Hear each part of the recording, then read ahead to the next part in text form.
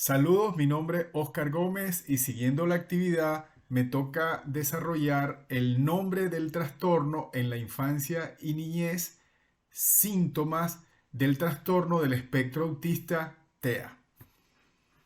El trastorno del espectro autista TEA es un grupo de enfermedades consideradas como resultantes de una alteración del neurodesarrollo y cuyas características principales tienen que ver con la disfunción de dos ejes principales. El primero, dificultades en la comunicación e interacción social, y el segundo, conductas repetitivas e intereses repetitivos.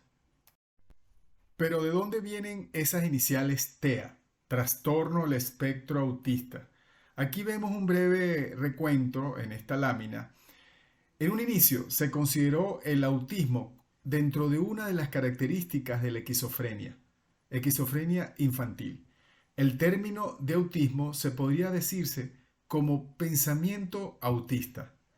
Fue mencionado por primera vez por Eugene Bleuler en 1911 como pensamiento autista. Él mencionó esta palabra para describir un síntoma de esquizofrenia.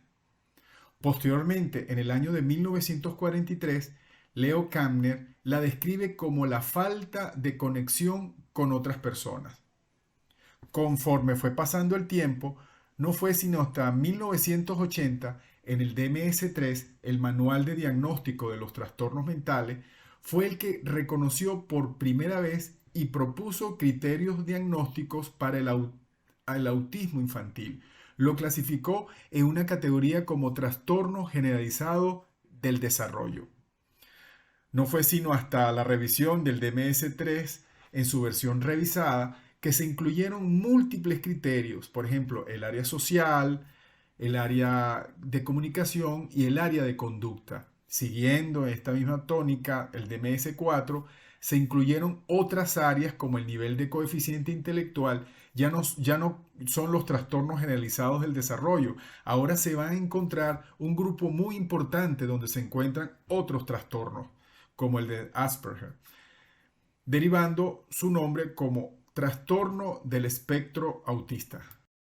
Así pues tenemos que el trastorno del espectro autista TEA es un grupo de enfermedades consideradas como resultantes de una alteración del neurodesarrollo y cuyas características principales tienen que ver con la disfunción de dos áreas principales, como lo he mencionado, la comunicación e interacción social y el patrón de intereses restringidos y conductas repetitivas.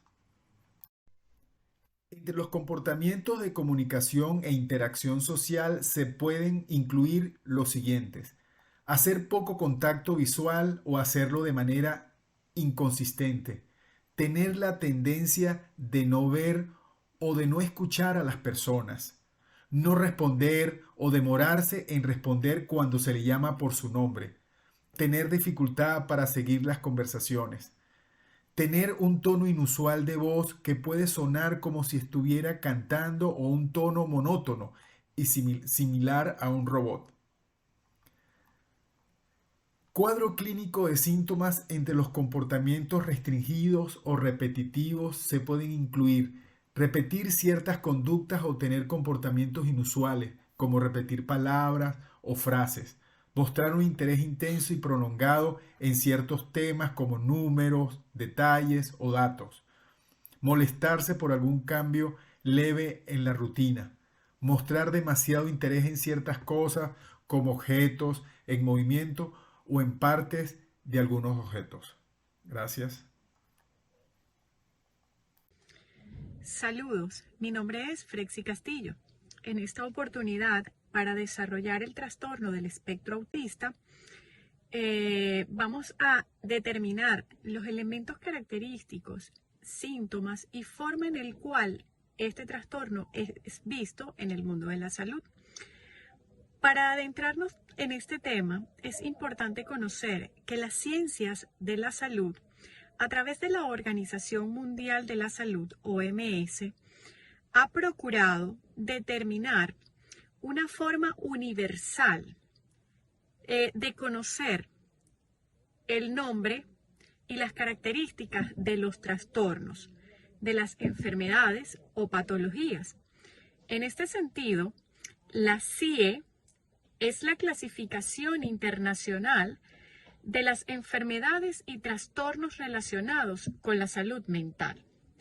Este es un sistema de clasificación y codificación que ha generado la OMS, Organización Mundial de la Salud. Este se encarga de codificar, ordenar y establecer ese sistema universal de conocimiento y nomenclatura de los trastornos. Esto mediante el manejo de 6 ejes de diagnósticos o variables donde se determinan cada una de las características y elementos definitorios de los trastornos mentales. El espectro autista se califica o se ubica dentro del eje 1, es decir, dentro de los síndromes psiquiátricos clínicos, con una codificación bajo la nomenclatura F84.0, específicamente de los trastornos generalizados del desarrollo. Ahora bien, dentro de la ciencia de la salud también tenemos un instrumento muy valioso, que es el DSM-5. El DSM-5 es un manual de diagnóstico y estadística que sirve como guía. Es un sistema de definición establecido por la Asociación Americana de Psiquiatría, donde se determina, categoriza, unifica y orienta la forma en que se establecen los diagnósticos sobre los trastornos en un paciente. El DSM-5 contiene criterios, síntomas y además contiene descripciones de los patrones de conducta o de comportamiento de los pacientes ante la presencia de un trastorno. En el caso particular del espectro autista, este se codifica como 299.0 para la ubicación dentro del DSM-5. Sin embargo, mantiene la codificación de F84.0, que es el que le da la clasificación internacional de las enfermedades relacionadas con los trastornos de la salud mental, el CIE. Ahora bien, el autismo bajo el CIE-10 se ubica dentro del eje 1 como síndrome psiquiátrico clínico, codificado F84.0. Adicional a ello, se van agregando números de acuerdo a la presencia de otros elementos que se sumen a el trastorno.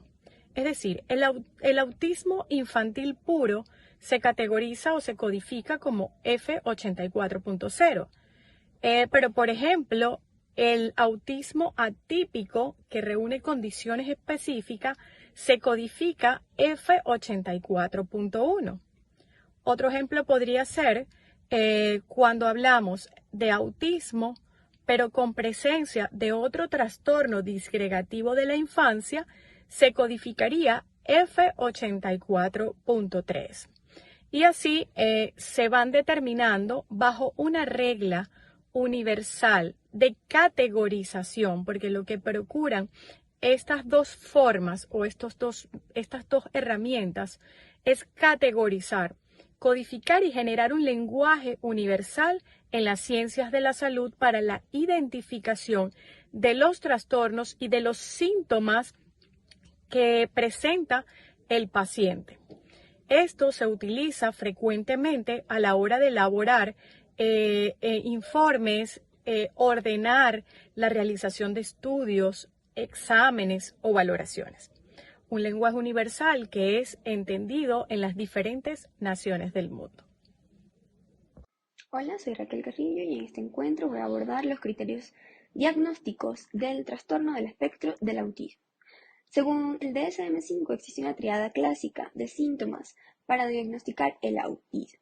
Estas incluyen una socialización alterada, un trastorno de la comunicación verbal y no verbal y un repertorio restringido y estereotipado de conductas. Sin embargo, los criterios diagnósticos han variado con el paso de los años, ya que teniendo distintas características conductuales o de comportamiento son muchas las posibilidades de estar dentro del espectro. Esto lo vamos a manejar a través de los ejes que indican los distintos tipos de dificultad dentro del espectro autista. Son 6 ejes. El primero tiene que ver con la condición intelectual de cada individuo. Esto quiere decir que podemos encontrar personas con diagnóstico de TEA con inteligencia normal o superior, así como también personas con discapacidad intelectual severa, y en el medio pues todas las variantes. Seguimos con el eje de la interacción social, que es súper importante para el diagnóstico. De igual manera, existen personas que no pueden vincularse con otras, así como otras que son súper sociables pero extrañas. Y en el medio de esto, pues muchas variaciones de funcionamiento y todas comparten el mismo diagnóstico. Otro eje que tenemos que tener en cuenta a la hora del diagnóstico es el de la comunicación, en donde encontramos niños que no hablan y otros que pueden tener un lenguaje rico, con dificultad al momento de establecer una comunicación social. Otro eje que tenemos que considerar es el eje de las conductas repetitivas, que pueden estar presentes de diferente gradiente de dificultad, desde conductas inhabilitantes y conductas que apenas interfieran con la vida cotidiana. También tenemos el eje de la regulación sensorial, que es el que permite ver cómo se está procesando la información que se recibe a través de los sentidos. Es variable la intensidad recibida por cualquiera de los sensorios. Por ejemplo, hay niños que tienen hipersensibilidad ante sonidos y también baja respuesta al dolor. Para finalizar, tenemos el eje de la actividad motora, en donde encontramos los extremos. Al niño con hiperactividad y desorganización conductual, y al otro un pasivo con poca iniciativa que necesita un incentivo externo para llevar a cabo cualquier actividad. Y en el medio, pues, muchas variaciones.